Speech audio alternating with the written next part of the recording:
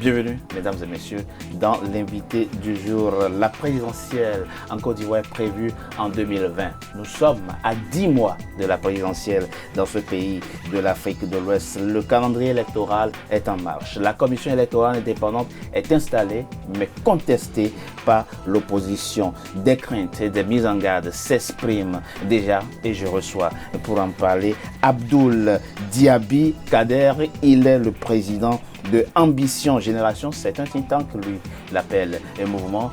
Il est mon invité du jour. Abdoul Diaby, bienvenue à vous. Et bonjour. D'avoir accepté notre invitation. Pourquoi Ambition Génération Consciente? Très rapidement. Ambition Génération Consciente, en simplifiant, ça fait AGC. Ça reste un mouvement assez proche de la mouvance et de l'idéologie du RHDP. Ambition Génération Consciente, nous avons essayé de mettre ici 3 mots qui exprime la situation de la Côte d'Ivoire d'aujourd'hui. Ambition, c'est le conflit des ambitions. Aujourd'hui, avec un Soro Guillaume qui veut être candidat, c'est son ambition et c'est légitime. Un Henri Konan Bédié qui se représente encore après avoir quitté le pouvoir. Se représente, il n'a jamais dit qu'il va être candidat à la présidence. Aujourd'hui, il ne l'écarte pas. Oui. Pour Henri, en ce qui concerne, ce n'est pas officiel, mais nous savons tous qu'il est le président du PDCI et qu'il met tout en œuvre pour pouvoir être candidat et il ne l'écarte pas justement. Oui. Donc, je reviens sur Henri Konan Bédié, encore le conflit des ambitions. Et puis vous avez la génération, un Soro Guillaume qui se fait passer comme un leader générationnel, ce que nous contestons au sein de Génération Consciente. Nous, ce que nous appelons, c'est d'arriver à une génération consciente, une génération de jeunes cadres, de jeunes intellectuels. Qu'est-ce qui lui fait perdre sa légitimité à vos yeux? Pourquoi il est jeune, il est autour de la quarantaine, effectivement. Autour de la cinquantaine, je dirais. Bah, n'empêche qu'il reste quand même jeune. Oui. Mais ce qui fait perdre de sa légitimité, il est légitime en tant que citoyen ivoirien de vouloir se présenter à des élections. C'est tout à fait normal, nous sommes dans un pays démocratique. Mais quand on se pose la question aujourd'hui de la candidature. Il n'est pas qu'un simple citoyen. Aujourd'hui, il a été président de l'Assemblée nationale. Bien sûr. Il a un parcours politique impressionnant que beaucoup d'Ivoiriens n'ont pas. Bien sûr. Donc, ancien Premier ministre, mais aujourd'hui, ce que je note de lui, c'est qu'il est député, élu dans une circonscription en Côte d'Ivoire, mais qui brille par l'absentéisme qu'il a aujourd'hui. Alors, on n'est pas là pour parler de... Mais ce que je veux dire, je reviens quand même sur la question de Soro, et c'est très important. Pourquoi aujourd'hui, qu'est-ce qui fait qu'il n'est pas légitime aujourd'hui? Ça, c'est très important, c'est un point assez important. Ce qui fait qu'il n'est pas légitime, c'est que Soro Guillaume pense représenter une frange importante de la population, ce qui n'est pas exact. Ce qui n'est pas exact. Quand on arrive au pouvoir, quand on arrive à exercer les responsabilités qu'il a eu à exercer, Premier ministre, président de l'Assemblée nationale, et qu'on sait le parcours de l'homme qui a brillé, qui a mis aujourd'hui, du temps de Félix Houphouët, de Henri Konan Bédié, qui a mis l'université ivoirienne à nu, qui faisait que au temps où il était secrétaire général de la FESI, l'université ivoirienne... En fait, une incursion assez profonde dans l'histoire de l'individu. On va retenir qu'il est un citoyen comme tous les autres citoyens ivoiriens et que si le Conseil constitutionnel valide sa candidature, il est tout à fait légitime à participer à la prochaine présidentielle. Parlons précisément justement de la présidentielle. La commission électorale indépendante cristallise déjà les critiques de la part et de l'opposition. Quel est l'avis de votre think tank de Ambition Génération Consciente sur cette question? La question qui dit effectivement qu'une élection présidentielle devient problématique dès lors qu'il n'y a pas consensus autour de la commission électorale indépendante. Pour moi, la question, elle est simple. Elle est dans l'écriture du droit. Que dit aujourd'hui la loi ivoirienne concernant la commission électorale indépendante? Est-ce que cette loi est respectée ou pas? Nous avons une loi qui dit qu'il faut, dans la commission électorale indépendante, le représentant du président de la République, le représentant du ministre de l'Intérieur, des 6 représentants venant de la société civile, 6 représentants venant des partis politiques répartis à part égale. Cette répartition, elle est bien respectée.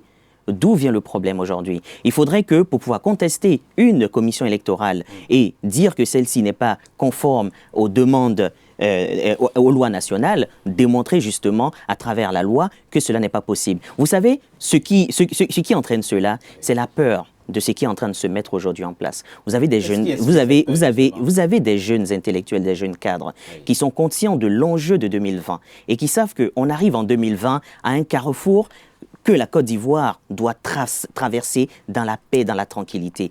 Et les ambitions reviennent encore de façon à ce que le climat en 2020 devienne de plus en plus tendu et que les gens aient peur d'aller voter et qu'on remette en cause les résultats qui sortiront des urnes. Voici pourquoi nous, avec Ambition Génération Consciente, on a décidé de nous asseoir. Nous avons décidé de nous asseoir autour des actions du président de la République, de scruter les réalisations du président de la République et de son Premier ministre Amadou Gon Coulibaly et de faire un bilan point par point, de façon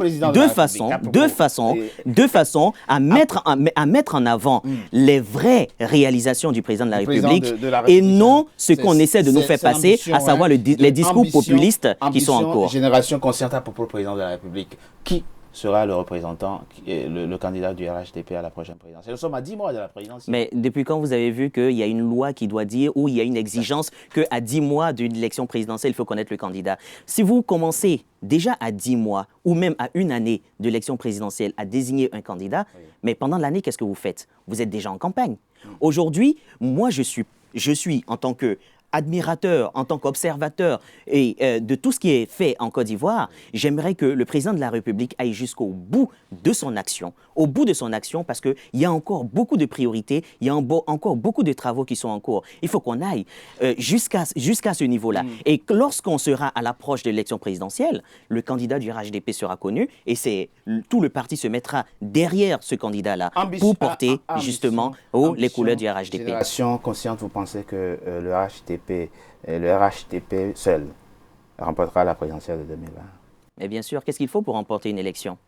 Aujourd'hui, la stratégie qui est en train d'être mise en place, et c'est ce que j'ai cru comprendre, en tout cas j'ai constaté aujourd'hui au niveau de la direction du parti, c'est d'arriver à officialiser sur toute l'étendue du territoire et aussi au sein de la diaspora, 15 000 sections. Et une section, c'est 250 membres. Si nous arrivons à recruter, vous savez, 250 membres pour former les 15 000 sections, nous arrivons à 3 750 membres. Vous savez combien de personnes il y a sur le fichier électoral provisoire aujourd'hui en Côte d'Ivoire? Il y a 6 millions à peu près.